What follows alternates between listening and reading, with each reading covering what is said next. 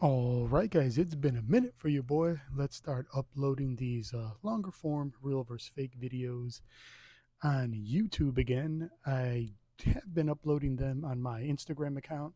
If you don't follow me on there, follow me now. It'll show up on the screen here. But definitely follow me on my Instagram account, Legit Versus Replicated, where I'll have more detailed images of the real versus reps, fakes, UAs, whatever you want to call it at the end of the day.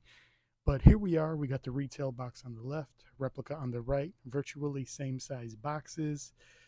They're starting to show what they can do again, guys. No question. But we're gonna go ahead and get into this review and this comparison. You know, I guess a nicer way of saying a real versus fake, right? But here's the retail authentic actual box label, as you can see here. Obviously clean, pristine. You see the length of it and so forth. You see it goes right under to the edge of the letter K. Now here on the replication of the actual tag, you see it's a little bit shorter, doesn't go as far across under the letter K. You could pretty much just tell it's just much shorter, but it's clean. It's scammable. That's the scary thing about this stuff, guys. So we're going to have a look at the lids here. Now pay attention closely here. This is the retail lid. Under it, obviously, you see the Nike stamp.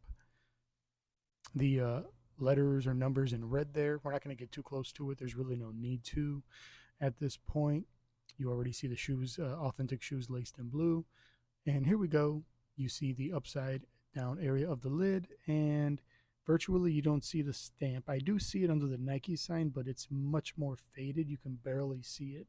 So it could be an authentication technique, but even on retail pairs, we've seen those stamps obviously fluctuate, whether it's like a dark red or a light red of a stamp. But anyway, we're going to go ahead and get into the remainder of this review here.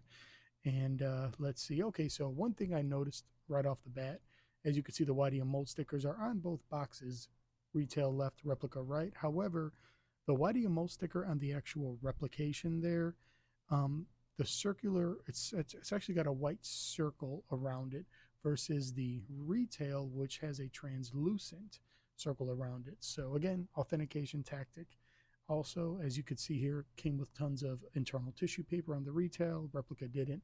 I wouldn't really use that as an authentication tactic, but maybe just enough to double check what you're getting. So here we go. Retails in the blue laces on the left, replicas in the black laces on the right. We're not going to mix this stuff up, guys. That really is how good this stuff is at the end of the day. You can already see the retail to the left has a longer suede, a little bit more ashier, as we'll say. I'll just use that as a slang term. But one thing I do notice from here, the Wings logo on the rep to the right definitely looks smaller. Now the toe boxes are different. Replica toe box you see slopes further down, as the mudguard on the toe box to the left is a little bit higher on the retail. Also, much more ashy, longer suede on the actual upper toe box of the actual retail to the left versus the rep to the right. Looking at the rear hourglasses here, again, ashier suede. That's really the big difference here. It's that ashier blue, longer suede on the retail versus the rep, which probably will be a hard tell on foot, guys, to be honest. But again, Wings logo seems to be a bit smaller. This apparently came from the LJR factory. So apparently this is supposed to be as good as it can get right now. Here we go. Again, we're looking at the left shoes now. Again, such a beautiful long suede on the actual retail authentic pair there up front. Left is just a bit more flat. It does have some ashiness to it on the rep, but it's just a shorter suede cut, so it's not as apparent when you compare them to each other. But the retail is superior on that. You see there, the blue is even a darker blue on the replica to the left versus the retail to the right. And again, there are the hourglasses on the rear, ashier suede on the retail to the right, guys. And again, it's just a little flatter on the replication.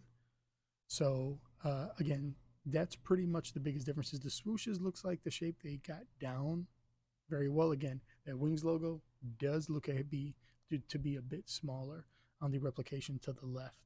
So, and again, if you got your hands on enough retails like I do and other rep reviewers out there, guys, just understand when you get your hands on this stuff enough, you can already start telling certain differences, especially I knew with that Wings logo being small.